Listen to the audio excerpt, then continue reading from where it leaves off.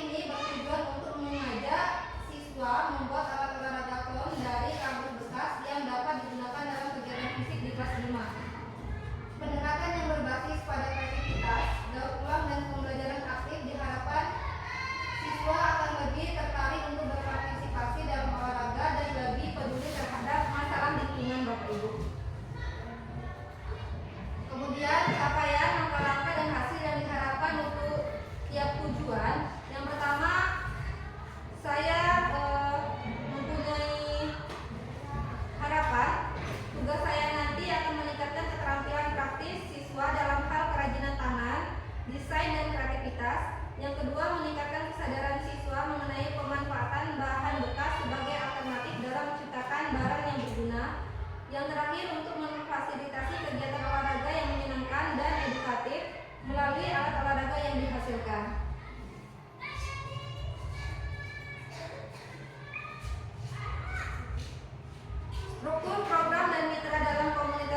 belajar. Jadi saya ini akan bekerja sama dengan Kombel kita Bapak Ibu.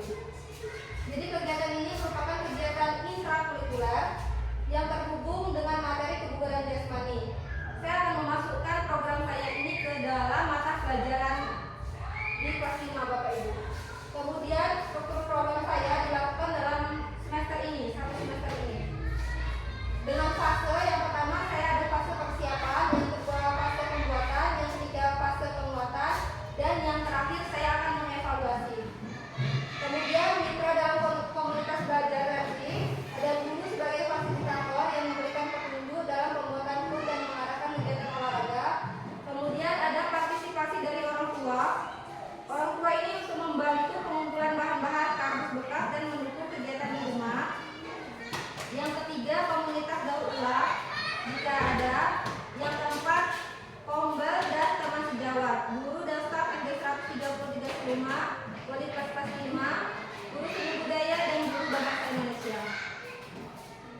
Jadi semuanya nanti akan terlibat Bapak Ibu. Pernyataan tentang kapasitas yang dimiliki kelas atau sekolah. Jadi kita punya beberapa aset. Yang pertama saya akan menggunakan aset manusia. Kepala sekolah sebagai pembimbing, koordinator, guru PJK, izin ya Ibu Isti Dwinarni SPD. Kemudian guru kelas 5 dan guru beserta staf SD 133 Seluma sebagai anggota yang akan ikut membantu dan mendukung jalannya program dan peserta didik yang antusias dan memiliki potensi untuk mengembangkan kreativitas serta keterampilan motorik.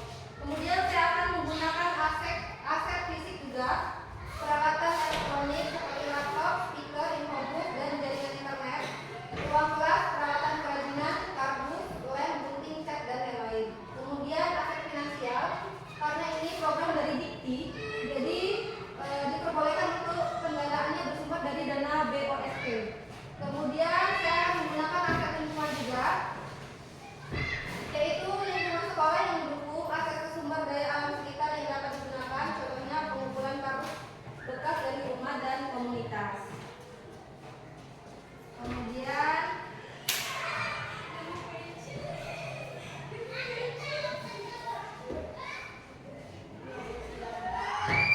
rencana evaluasi. Bapak Ibu, nanti setelah program ini berjalan, saya akan mengevaluasi dengan evaluasi dari proses pembuatan kunnya, kemudian evaluasi hasilnya, kemudian evaluasi dampak dari pembuatan kreativitas siswa ini, apakah berdampak positif atau negatif. Kemudian saya akan menguji coba alat olahraga yang dimodifikasi peserta didik, apakah bisa digunakan untuk jangka pendek atau jangka panjang.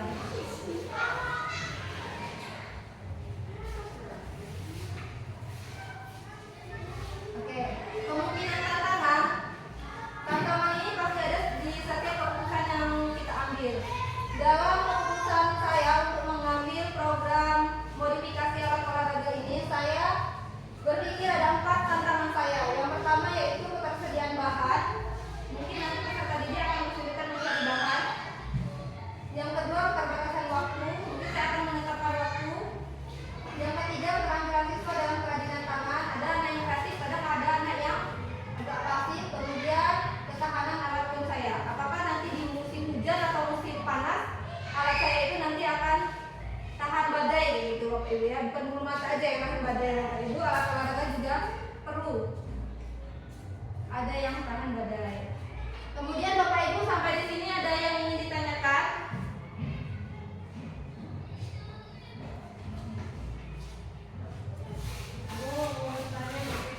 Ya silakan Bu Leni. Bentar Bu, saya catat dulu ya Bu ya.